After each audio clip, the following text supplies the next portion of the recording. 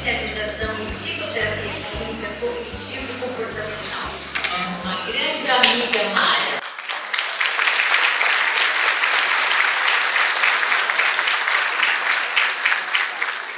Boa tarde.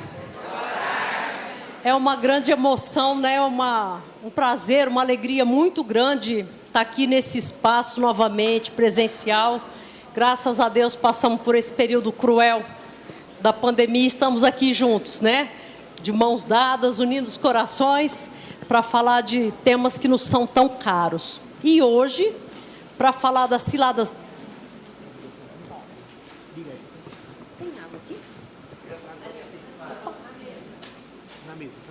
Falar da... Liga. Só ligar. Essas são as ciladas.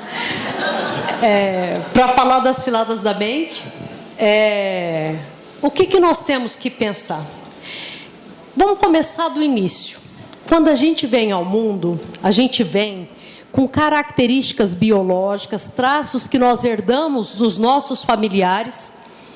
Nascemos num contexto onde tudo já está pronto, onde já tem crenças, valores familiares, as crenças religiosas, o conceito de moralidade na sociedade que a gente vive, e tudo isso vai ser absorvido pela mente. Criança não tem capacidade de questionar se aquilo é ético, se aquilo é correto, se aquilo é bom. E vai assimilando tudo. Tudo é colocado na mente da criança e ela não consegue questionar e assimila tudo. Coisas boas e coisas ruins. Uma criança, ao longo da vida, ela é muito criticada. A gente critica muito as crianças. Não faça isso, isso é feio. Não haja dessa maneira. Opa, mas não pode corrigir? Pode e deve. Porém, criança não tem capacidade para distinguir ética de estética. A criança tem pensamento concreto, ela entende exatamente o que é dito. E isso vai sendo plantado na nossa mente e vai ficar num tempo muito distante. Muito distante.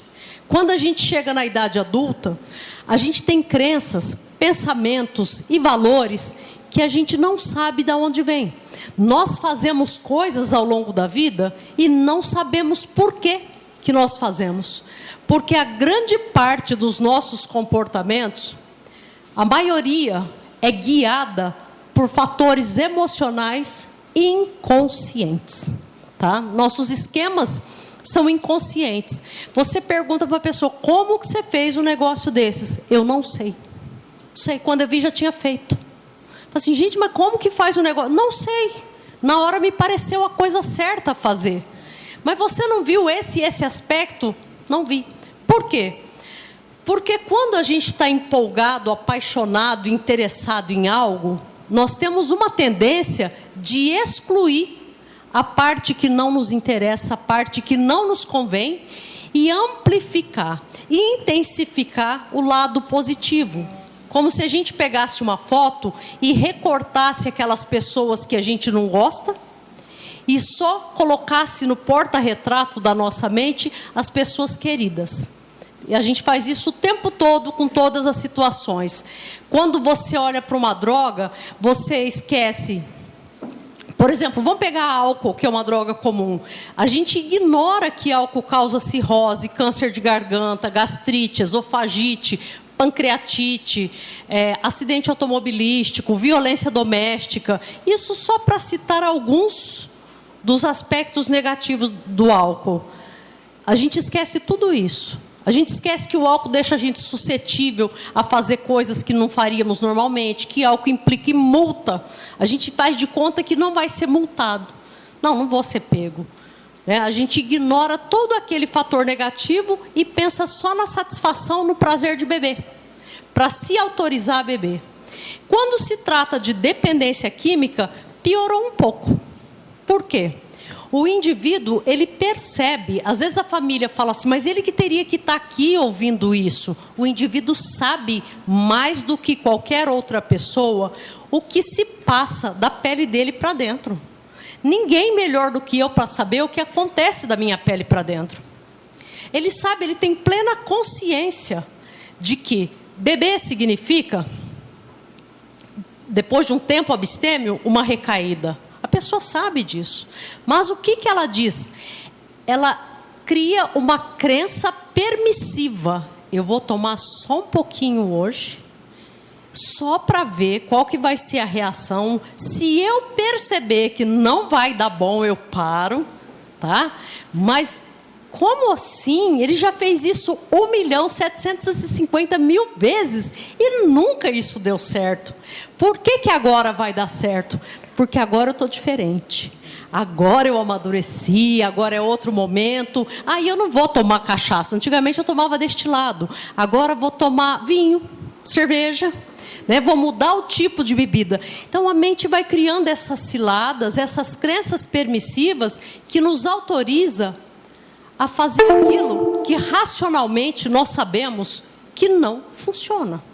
Nós sabemos que aquilo não está certo. É que nem um casal apaixonado que quer aproveitar aquele momento ao máximo e se convence que ninguém vai engravidar, não vai acontecer nada, não vai ser hoje, não vai acontecer, e acontece. Ninguém se previne porque quer viver o prazer daquele momento e ignorar os riscos e as consequências. E a dependência química tem essas ciladas, porque é a mente humana que trabalha para colocar o indivíduo em contato com aquilo que ele quer vivenciar. E eu acho uma coisa muito interessante quando eu atendo pessoas com dependência química que diz assim, eu não quero parar de beber, mas eu preciso. Isso é uma cilada. Eu não quero, mas eu preciso. Falo assim, vamos parar com essa fala? Por quê? Você não precisa parar de beber. Não, eu preciso porque eu não posso beber. Você não precisa e você pode beber. O indivíduo tem que saber que ele pode fazer o que ele quiser. Acho que era Santo Agostinho que dizia, tudo é lícito, tudo me é lícito, mas nem tudo me convém. O indivíduo tem que saber que tanto ele pode beber, tanto ele pode usar crack, tanto ele pode usar cocaína, que ele o faz quando ele quer. Porque o que eu não posso fazer? Eu não posso fazer aquilo que é impossível. O que é possível, eu posso. Tá? Então, quando ele ajusta esse pensamento, eu posso fazer, mas eu não quero. Não é eu quero fazer, mas eu não posso. Eu posso, mas eu não quero. Porque quando existe a ideia de proibição, tá? Eu não posso, mas eu quero, a nossa mente não lida com ambivalência.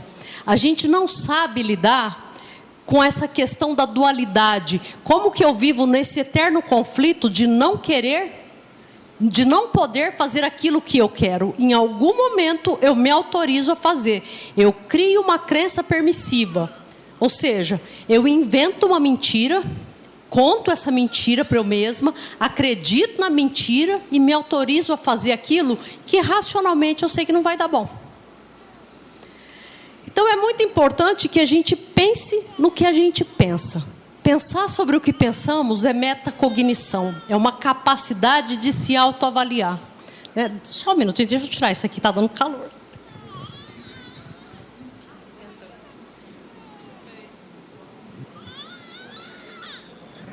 Então a gente precisa ajustar o nosso pensamento. Tá? Eu posso fazer o que eu quiser dentro dos limites da realidade.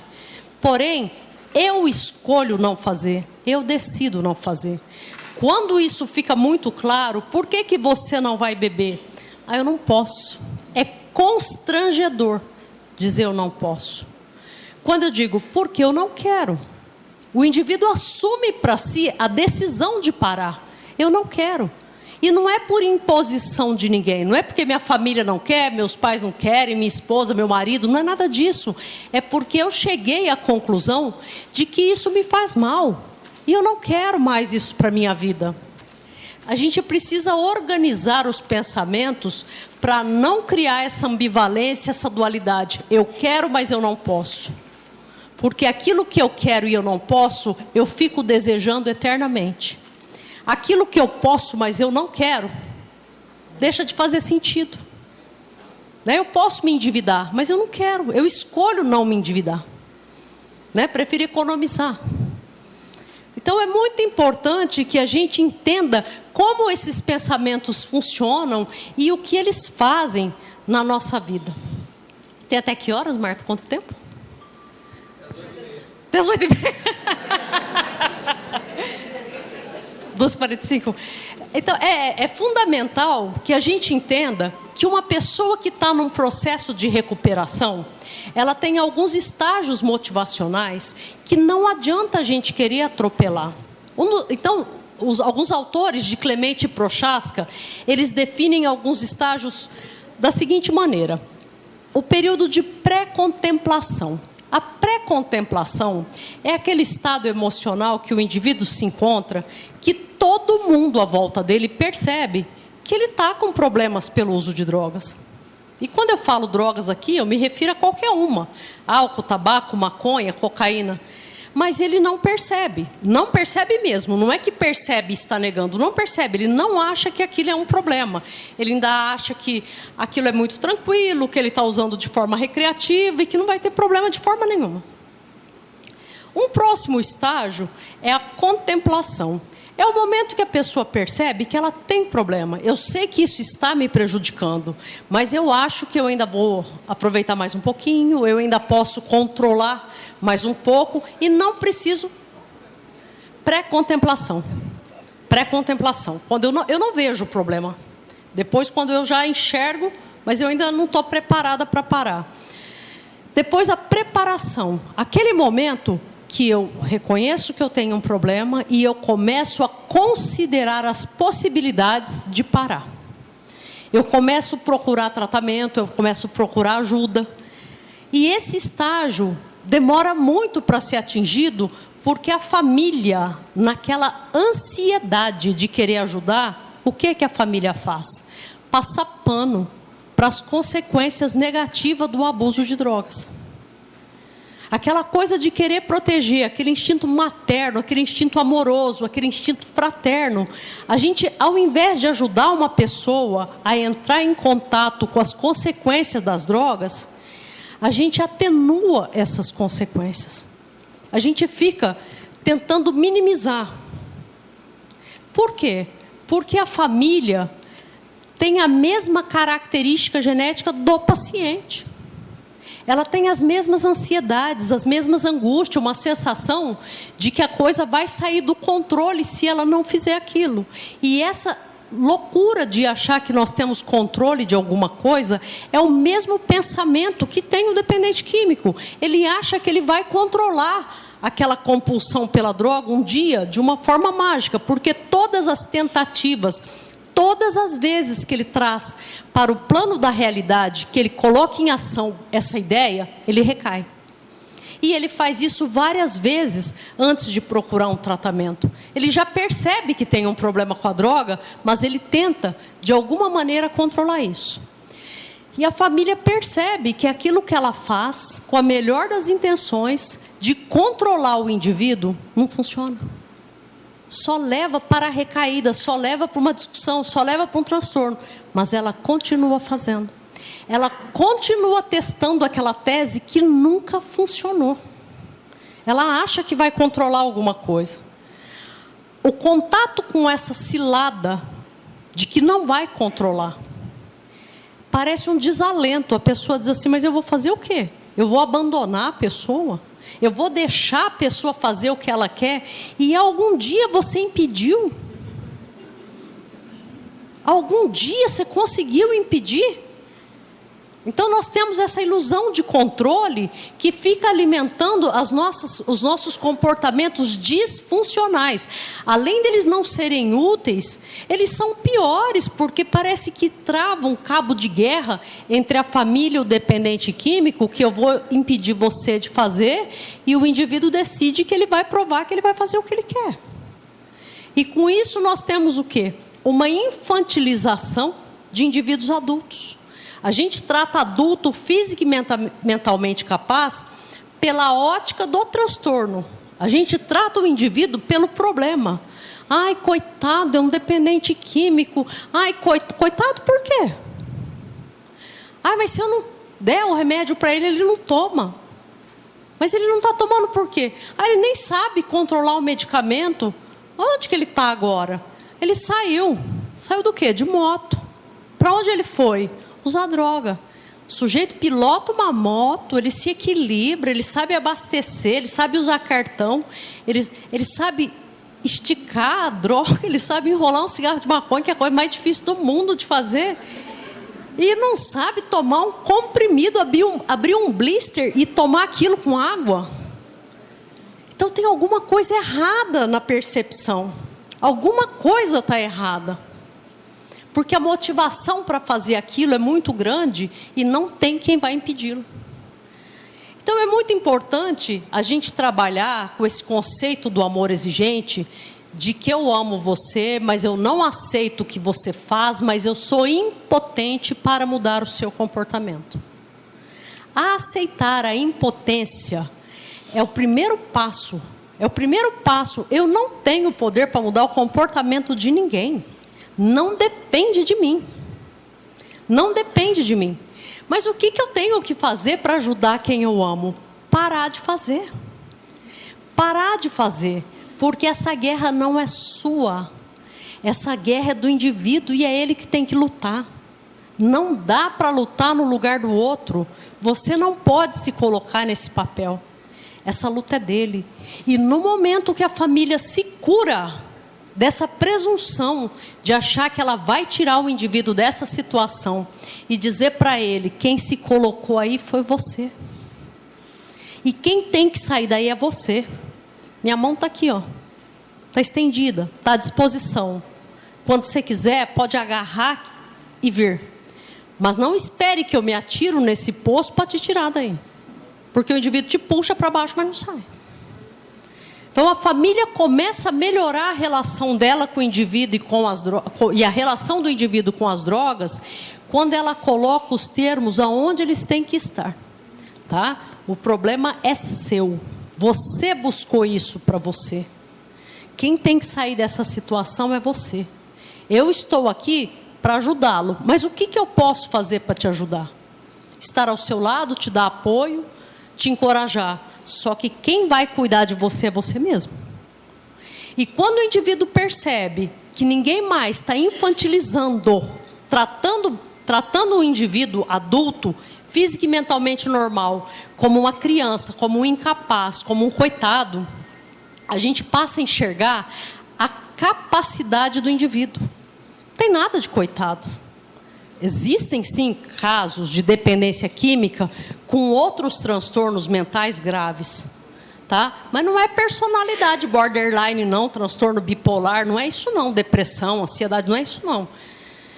Talvez um caso de esquizofrenia não se aplique isso que a gente está falando. Um caso muito grave de comprometimento, de rebaixamento cognitivo, que o indivíduo não tem condição de se cuidar. Ele não tem. Então, mesmo que ele pare de usar droga, esse indivíduo vai precisar de cuidado e atenção permanente. Tá? Só que isso é exceção. A maioria não são indivíduos com limitações mentais, mas a família acha que está limitado. A família decide que ele está. A droga já comeu o cérebro dele. Mas não comeu não. Né? Não comeu não. Né? Isso não aconteceu. Ali tem um indivíduo capaz, ali tem um indivíduo que ele pode retomar a vida dele. Mas o que o indivíduo faz? Um dos fatores da recaída é a própria sobriedade. Estar sóbrio no momento que o indivíduo perdeu o emprego, perdeu família, perdeu não, jogou fora, né? Porque não perde, ele afasta as pessoas. Não é que as pessoas me abandonam. Eu é que expulso as pessoas da minha vida com aquilo que eu faço. As pessoas não vão embora porque elas são cruéis. Elas vão embora porque elas não aguentam mais. E o indivíduo está ali testando o limite de cada uma delas. A hora que o indivíduo perde emprego, perde família, perde a dignidade, perde a moral, perde todos os recursos, o que ele começa a fazer? Regredir. Volta para a casa dos pais. Acabou com a família que ele constituiu, cônjuge, volta para a casa dos pais. Fez filho, perdeu o emprego, não tem dinheiro para pagar a pensão, os pais pagam, porque eu não vou deixar meu neto morrer de fome. Não é da minha natureza ver uma criança com necessidade e deixar meu neto passando fome. Meu filho não trabalha e eu vou suprir. Porque, afinal de contas, é meu filho. Vou dar para ele tudo aquilo que ele precisa. Como que eu não vou dar um teto? Como que eu não vou dar roupa de cama, sabão, shampoo? Vou dar tudo. O que eu estou fazendo? Essa ideia de proteger, essa sensação de proteção, eu estou infantilizando esse indivíduo. Se for esposa, ainda piorou. Se for esposa, piorou, porque o indivíduo começa a ver na mulher uma figura materna. E sexo com mãe é incesto. Até o desejo desaparece. Desaparece mesmo. E não é de se estranhar que um dia ele apresente a namorada, né? Fala assim, ó, porque é uma figura materna, mas não é uma figura materna de um filho adulto, é uma figura materna de um filho infantil. Fulano pega o guarda-chuva, fulano leva o casaco, fulano, você já tomou seu remédio? Você não vai sair para usar droga, vai. Se sai para usar droga, eu vou atrás. Se usa droga, eu pago o traficante. Então, o que nós estamos fazendo? Estabelecendo relações patológicas. Nós estamos tratando a ideia de um plano terapêutico psiquiátrico de modo pediátrico. A família que procura a instituição, a família que agenda a consulta, a família que leva, a família que paga, a família que pega, saber o remédio. Que remédio que ele tem que tomar, doutor? O que ele tem que tomar? Eu vou levá-lo na terapia, vou levá-lo 30, 40, 50 anos. Eu vou levá-lo. Não, agora eu vou levar e buscar na escola, porque se ele for sozinho, ele vai recair. Então você começa a infantilizar sem perceber. Essas são as ciladas que a mente da gente cria. Mas como que eu vou deixar se ele vai recair? Como que eu vou fazer? Cada um tem o seu tempo e a sua maneira de estabelecer regras. A gente diz, o grupo de amor exigente é um programa que dura 1 ano. E às vezes 1 ano não é suficiente para a gente estabelecer que atitudes eu vou tomar. Quais metas eu vou estabelecer e que atitude eu vou tomar. Porque não adianta estabelecer metas apressadas, limites apressados e depois não conseguir cumprir. Porque a gente diz assim, mas o usuário de droga é manipulador. E a família é o quê? Estou ligando para você, mas não fala para ele que eu te liguei não, tá? É que ele recaiu na quarta-feira, mas não fala que eu liguei. A família está fazendo o quê? Acreditando que está ajudando. E uma pessoa é manipuladora enquanto eu não sei que ela é. Porque a partir do momento que eu sei que ela é manipuladora, por que ela ainda me manipula? Porque de alguma maneira eu estabeleço uma relação de conivência, eu compactuo com aquilo, porque eu sei que é mentira. E por que eu ainda permito? Estamos funcionando, vibrando na mesma frequência, estamos agindo igual. Só que um acusa o outro. E não é estranho quando o indivíduo diz, eu recaí por causa dos outros, né? O inferno é sempre o outro, né? O inferno é o outro. Minha mãe, minha esposa, meu marido, meu tio, minha família. Sempre alguém é culpado. E no momento que a família entende que ela não é culpada de nada, ela não tem culpa dessa situação. Porque o indivíduo, quando ele quer recair, ele começa a ficar amuado, irritado. Ele começa a criar uma situação para criar um pé, para ter um pretexto para sair e usar droga. Se você não perguntar nada, ele vai dizer, eu estava ali, você viu que eu estava mal e nem me perguntou o que eu tinha. Se você perguntar o que ele tem, fala assim, eu não tenho nada, mas você está diferente. Diferente como? Está estranho. Nossa, como você fala na minha cabeça? Ele vai sair porque você irritou. Porque ele está determinado a fazer aquilo. Ele está ali num momento, assim, o que eu tenho que fazer? O que eu faço numa hora dessa? O que se aplica para o indivíduo não se aplica para o outro. Você tem que ajudar esse indivíduo a perceber, falar assim, olha, você percebe que o que você está fazendo é criando uma situação que justifique uma recaída. Ah lá, eu nem estava pensando em droga, mas você falou em recaída, ah lá, já me deu vontade de usar. Porque o indivíduo sempre vai colocar essa situação, como sempre o outro sendo culpado por desencadear aquilo nele, mas não é verdade. E quando a família não se sente neste papel de ter que evitar, pisando em ovos, o que eu tenho que fazer, e se coloca numa relação puramente humana.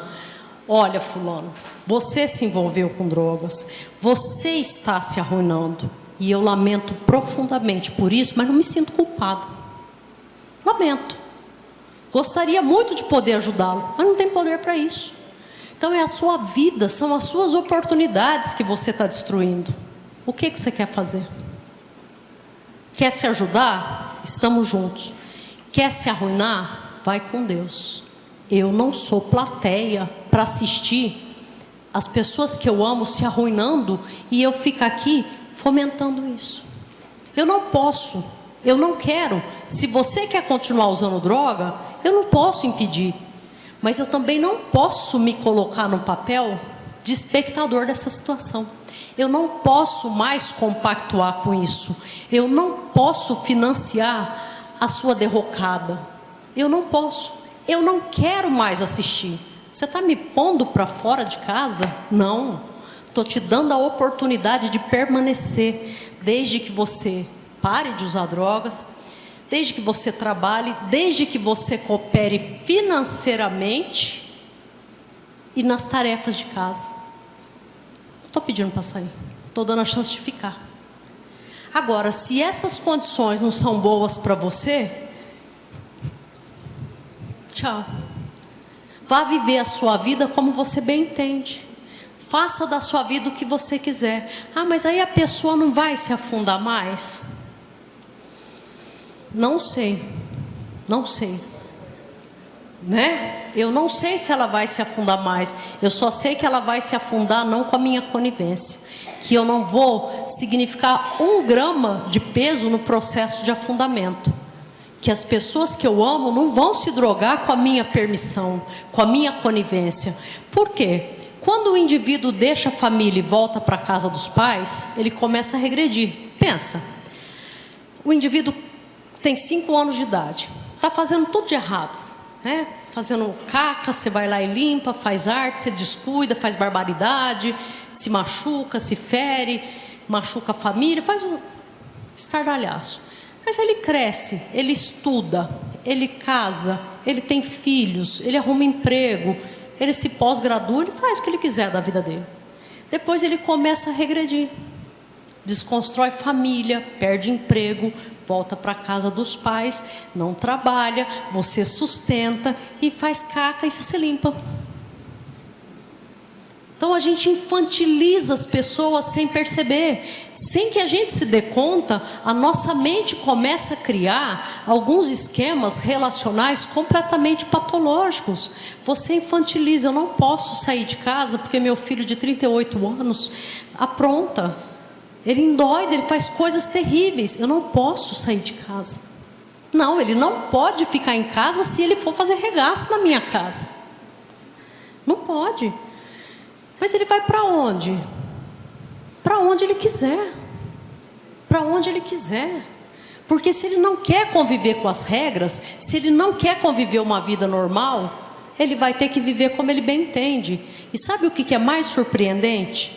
Que a maioria dos filhos, a maioria dos irmãos, dos maridos, das esposas, seja lá quem for, precisa desse modelo de autoridade moral.